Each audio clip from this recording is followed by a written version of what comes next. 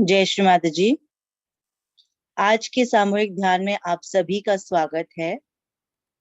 श्री माता जी को प्रणाम करेंगे, कुंडली उठाकर बंधन लेंगे।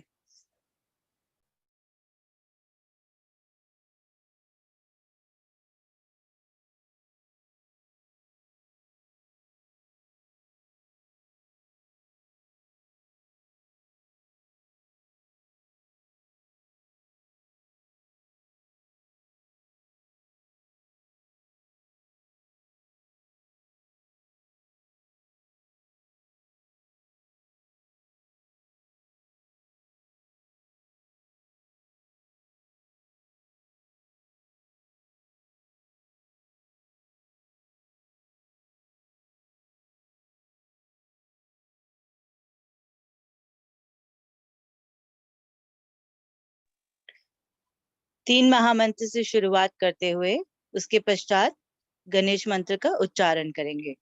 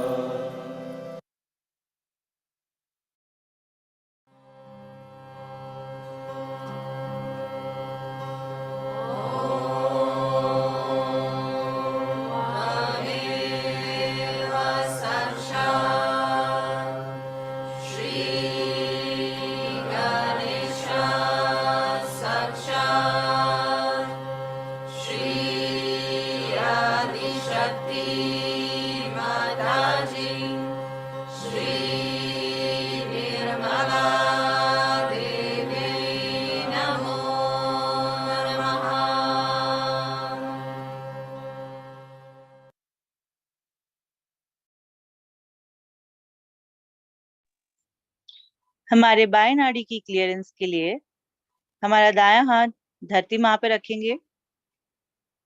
संपूर्ण चित्त बाएं हाथ पे, मन ही मन प्रार्थना करेंगे। श्री माता जी,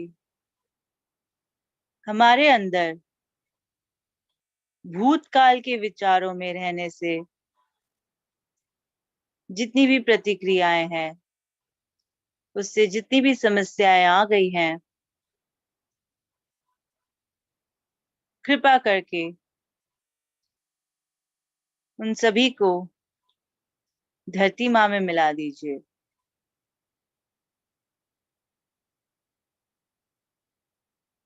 श्रीमती जी, आपकी कृपा में मैं संपूर्ण तरह से निर्दोष हूँ।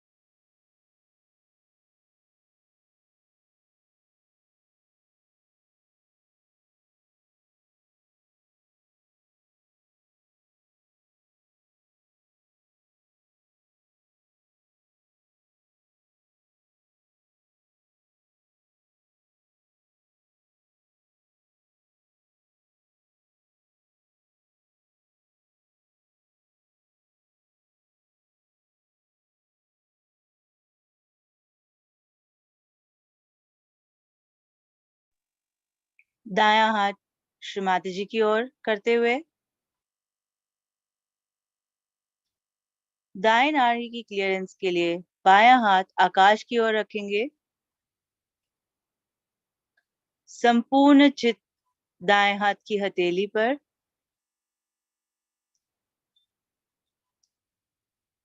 पूर्ण हृदय से प्रार्थना करेंगे। श्री माता जी, हमारे अंदर भविष्य की चिंताओं की वजह से, अधिक सोच विचार से जितनी भी गर्मी आ गई है, उसे कृपा करके आकाश तत्व में खींच लीजिए। श्री माता जी, कृपा करके हमारी दाएं नाड़ी को संतुलित कीजिए।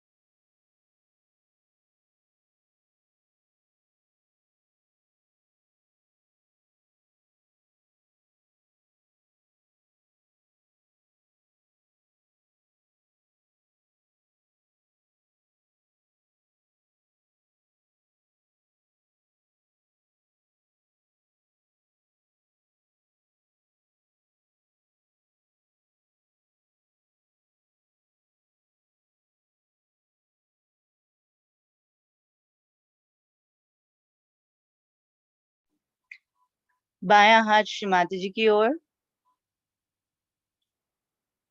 संपूर्ण चित्त सहस्रार पर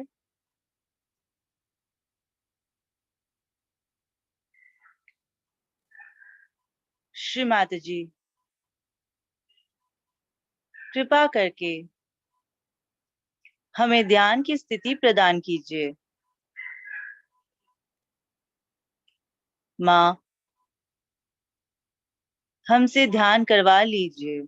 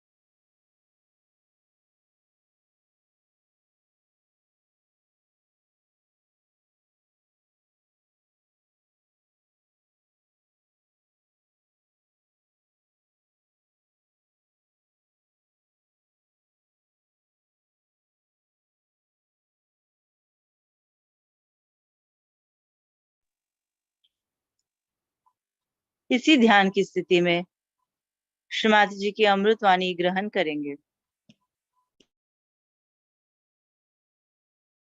So what is the greatest thing you have to achieve? Your detachment. Then you become gunatit.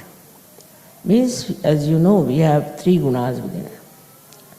One is that called is as sattva guna, is the best. But there are two other gunas which are, as you know, that left side and right side. Either you are a right-sided person or a left-sided person. These two gunas within us are of no importance. Supposing you are a right-sided person, then what happens to you? You become overactive.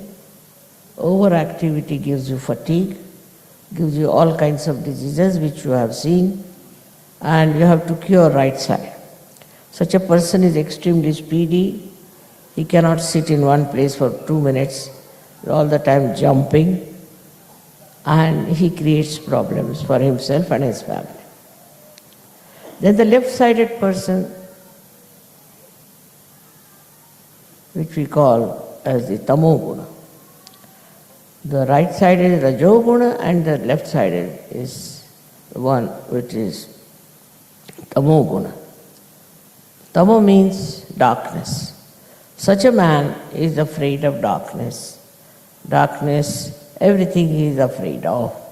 But he becomes a very intriguingly, very crooked person. He always tries to trouble people in a very crooked manner, not openly. While the right-sided man is openly a Hitler. But this one, the second one, the one who we call it Samoguni, is the one who tries to trouble others very much. Rajoguni has an opinion of his own about everything. When he is so much having his own opinion, he goes on forcing it on to other person. But if you see his own life, he is in complete misery. He cannot carry on with people, he cannot talk to people, and there's a very big gap between himself, his spirit, and his being. The second type, the tamogunis, are the ones who end up with all kinds of diseases. Even the right-sided people get lots of diseases, but the left ones get it psychosomatic. Psychosomatic diseases are very dangerous and not curable by human doctors. So you have to take to surgery. But again you go to the right or to the left, again right to the left. This is not a very good attitude, I think, towards life, that you get bound by one of these gunas or you are all the time like a pendulum moving from left to right, right to left. So you have to be a steady person. For that, you all have to meditate. I know immediately a person who meditates and I know who does not meditate. You will yourself know a person who meditates. It's a question of 10-15 minutes. But that you must do every night and morning about 5 minutes meditation. Then you develop your balance. You develop your tenacity. You develop your own body in such a manner that it can stand lots of nonsense. It can bear lots of things. You don't have then desires left. What food you should eat, when you should eat, whom you should please, nothing of the kind. You yourself become such a sweet person that everybody is pleased and understand that one has to be like you. The people see you and you become like a model. People start following you, that means you become a guru. In this way you get rid of these two habits that you have of left and right side. Now sattva gunis are the people who believe in the righteousness. But when they are righteous, they have contempt for others who are not righteous. They go on saying things to such people, so they can develop a kind of a temperament, so they become aloof. They can go to Himalayas, sit there and not to meet anybody. Get out of the society. Get out of all your relations, everyone, and just establish yourself as a big guru somewhere. This kind of also another generation is there, which is of no use. I met some of them when I was in Haridwar, and I told them, what are you doing here in the Himalayas? He said, we don't want to face human beings. They are useless people, they are good for nothing. You do anything for them, they go on troubling you, we don't want to be there. So I said, why have you become guru? If you cannot manage them, if you cannot get out of the troubles they are giving you and out of all those things and remain in your peace, then what's the use of becoming this? He said, we have had enough of it. Some of them were over 100 years of age and all that. But I said, what's the use? Your life is of no use. You are staying here alone somewhere in the jungles. He said, the tigers, the snakes, all of them know us, that we are great. They don't trouble us. But these human beings are terrible. If we go down, they'll trouble us and torture us. We don't want to go there. Because they're very ambitious or they are very negative. Something is wrong with the human beings. None of them have reached a perfect state. So that all that, I was surprised how they are not at all willing to come down and be with us and be a part and parcel of us. So they said, all right, mother, you have come, you are a mother. You can tolerate all this and you can work it out, but not we. We are out of it, we don't want to go back. They have lots of powers. They can control the nature, they can do so many things. But they said easy to control even a snake than to control a human being. Today they might behave in a particular manner, suddenly they will become horrible. You don't know these human beings, how uncertain they are, what uncertain quantity they are. I said there is a way of putting them right. You first give them realization. In the light of the spirit, they can see how they are doing wrong things. 99% people will know what's going wrong with them. Where are they missing the point? They will start seeing themselves. Spirit is like a mirror where you see yourself clearly and you start changing yourself. There's no introspection actually needed then when you have your spirit awakened. You can watch yourself. You can see for yourself clearly as soon as you become a developed or evolved Sahaja being. And that is one point one should see if it has happened to you. if you can see something wrong with you, if you can find out what sort of defects you have, if you can detach yourself from those defects, and if you can understand that all these attachments and defects and habits are pulling you down, then only you can leave them. But that only happens when you have this mirror of your self shining through. When this light comes to you, you see for yourself what is wrong with you, what is the wrong path you are taking. Overnight, you have seen people have given up so many things. Many gross things they give up, but still there are many, I should say, subtle things which stick on to them. First thing that happens to you is that you start finding what's wrong with your own people of your own nation. I'm amazed, you see. When the English got realization, they started telling me about the English. When Italians got realization, they started telling me about the Italians. If you tell Italians that, you see, this Italian fellow did this, like that, he said, Italians, after all, mother, what will they do? They're just like this, you know. He himself is an Italian, but immediately he'll say. Same with the Russians, I have seen, is very surprising that they start telling you about what's wrong with the Russians or with the Ukrainians. All of them are quite aware. Even Indians, they'll say, after all, this is Indian, you know, Indian people, how they are, mother, they are doing like this. I was surprised that they themselves being Indians, how are they immediately telling me about the Indians. And many things I have come to know about these countries through the Sahajogis only. When the Sahajogis tell me, I am amazed that they are not identified with their country, they are not identified with anyone, even their own family they are not identified. If they find something wrong, they will tell me, mother, my father is like that, my mother is like that. That is how you get detached. When you start seeing and not identified. If you are not identified with all these things, then you become a free person. You have the freedom. You become a person who is not attached to anyone because he is your father or she is your mother or a sister or anyone. This attachment is a very dangerous one also. With the family attachment, we have lost many Sahajogis. Because their family was funny, they got lost. They couldn't get out of it.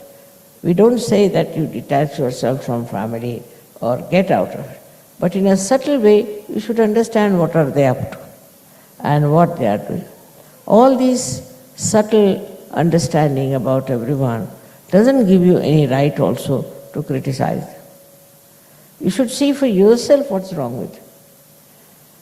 You know, all these subtleties you criticize that such a person is such a person is such. But you also have the same problems with you.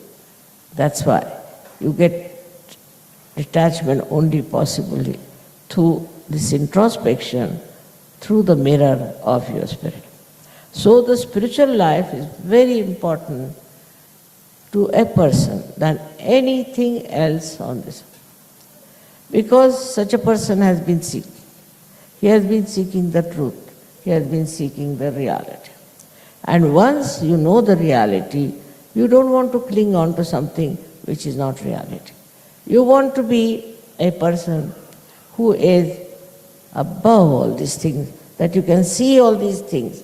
And that is how you can save others who are getting drowned into the ocean of darkness, into the ocean of misidentification. Only when you are above this. But mostly what happens is this, that you are identified. You are identified, how can I do it, how can I say? The countries where Sahaja has spread, where there have been people who are not identified with those countries and think that they have to help all these countrymen to come up. to join. For that, tremendous patience and love is necessary. As you know, this cosmic power, as they call it, which they say I am the source, actually it is the power of love, of divine love, of pure love. And such a love doesn't demand anything, doesn't want anything, but it acts, it works. For example, if you love somebody, you would not like to do something to displease that person. Of course, there are some such yogis who do things which I really don't like, but I never show. I just keep quiet. But normally, if a person has love for someone, you wouldn't do anything to displease or to trouble that person or in any way hurt. Without that development within you, you cannot become collective. In collectivity, what happens that you feel for others, you understand others. You may not show off, but you do inside yourself, you know. Supposing somebody has done lots of funny things with you, doesn't matter. But gradually you will see he will change, gradually he will become better because he'll realize that whatever he has been doing has not been a correct thing to do. He will not only feel guilty, that's not the way, but he will say, I should correct. Why did I do like this? I should not have done. Gradually he will improve, but for that you should have a great sense of forgiveness, great sense of understanding. Under circumstances, people also misbehave because they have had no training how to be all right, how to be humble, they misbehave. Because in their culture perhaps there is nothing but just anger and arrogance is regarded something great. Also they misbehave. Sometimes they come from such families where only arrogance is taught. So you can't help. Such people are to be forgiven again and again and see that they change. Because I have a faith that all human beings can be made into beautiful flowers of fragrance. All the human beings. But I know there are some difficult ones. Why? Because they don't want. If they don't want, if they don't have the pure desire, you cannot force it on them. So forget. They are difficult people, forget about them. But those who want, those who have a great desire, which is absolutely pure desire, not for money, not for position, not for anything else, but for achieving a great state of spirituality, such people are to be helped at any cost. I know some of them have gone to very wrong gurus and they have suffered. They have a bad agya, they have all kinds of things. Doesn't matter. You should try to help them. If they can listen to you, if they can understand what you are telling them, I am sure it will work. It is worked out so much, as you can see now, that in the foreign countries where I was just an Indian, how people have taken to it, how they have understood me and how they have become Sahajogis of such a great value and level. We never had so many saints in the olden days, never. Only one saint would be born and he would be tortured. There were not so many to help each other and to protect each other. So collectivity is to be learnt very well. How to be collective, how to be nice to each other. Because later on when you become the guru, when you have to guide the people, you will know what are the problems of the collectivity are. Also you will know how to overcome that, how to make collectivity perfect. And once you learn that thing, you will be amazed that you have mastered the art of being a guru. I would like to see so many of you becoming a real guru, real masters. Not only in your jobs, in your talents, but in your own life. People should say that such and such person is a real Guru. For that, as I said, you must learn obedience, complete obedience. Should not question the Guru. Whatever is told to you must do. Though in Sahaja Yoga I do not say that.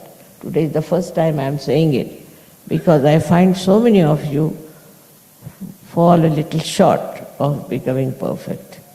You don't have to sacrifice anything, I have told you. You don't have to give up anything. You don't have to give up your families or anything and do odd things just to show that you are perfect. But it's something, a state within yourself which you have to establish, where you become extremely humble, obedient, and you will be glowing with this light, I am sure. Once you understand the importance, then you will dedicate yourself to become a personality of a rare quality. It's very difficult, as people something say, but I think the easiest thing to be, because that's the most comfortable way of living in life. No use fighting, no use quarreling, nobody trying to show off and all that. The care of everyone, the suggestion of care is very much satisfying for others. Little care here and there. People like it, and that only comes from a very noble soul who bothers about small, small things, about whatever others need. It's not for your own advancement. It's not for your own sort of leadership, whatever you may call, or for your own positions. Then you are falling short. But it's for your own ascent, for your higher life, that you give up all these ideas of leadership and this and that. It's absurd the way sometimes I find some Sahajogis are so anxious to assert themselves as leaders. It's not correct. So many times I have explained to you that your own development, your own correction, your own position in Sahaja Yoga will say what you are. Whatever others may say doesn't matter. What you say about yourself, truly, truthfully, is the reality. And you must face yourself all the time.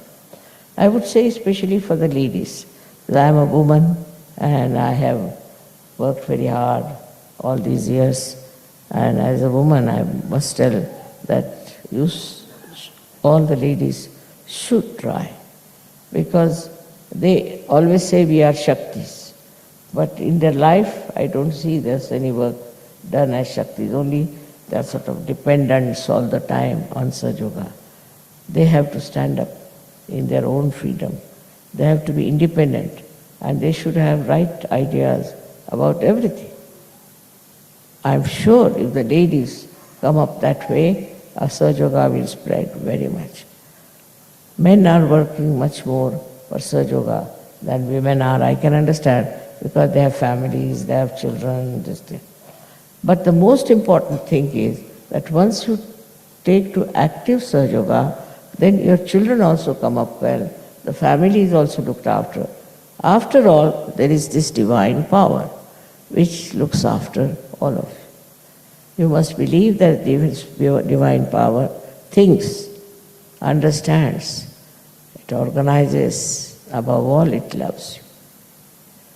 This divine power has to be understood, that it is now your own, and that you are in the realm of this divine power, where you won't have any problems whatsoever.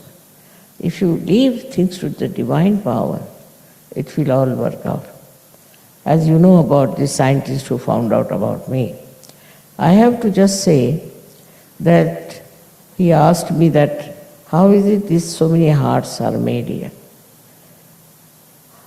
I said, people were singing the song, sitting in the heart of the universe. So these many hearts have come up. But he said, still, does this power hear? I said, no, it's me only. I can hear. I was hearing the song, and then the power organizes everything.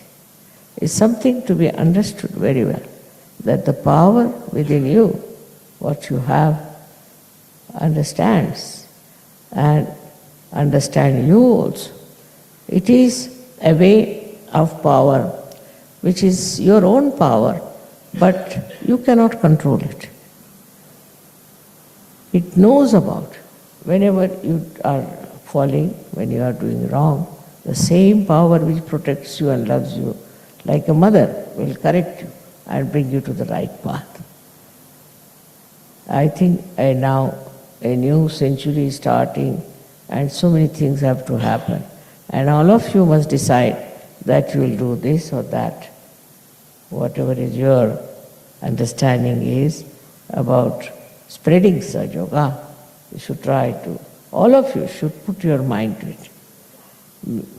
If women can't go out, they can write down something. They can write about their spiritual ascent or about whatever their experiences are. So in any case, all those who have got also very miraculous photographs, they should send it over here. Very important is because this gentleman is coming here in September and he is going to analyze all of them. So it will be very nice of you if you can send it.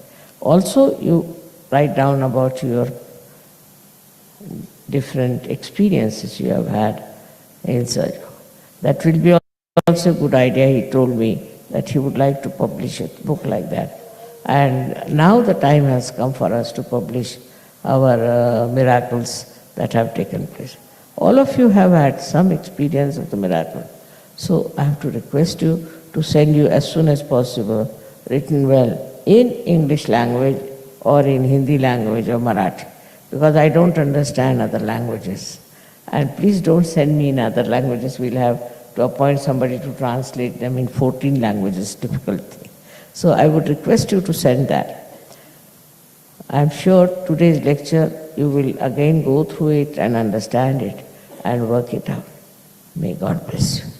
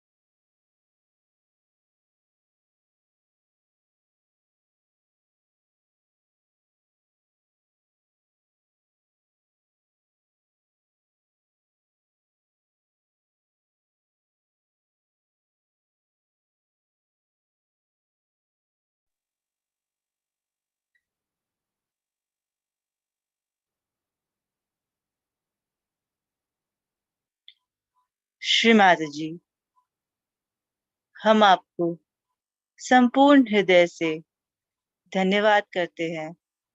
आपने हमें सामूहिक ध्यान का आनंद प्रदान किया। माँ, कृपा करके हमारी इस ध्यान की अवस्था को बनाए रखें। थैंक यू श्रीमाता जी। जय श्रीमाता जी। श्रीमाता जी को प्रणाम करेंगे, कुंडलियां उठाकर बंधन लेंगे।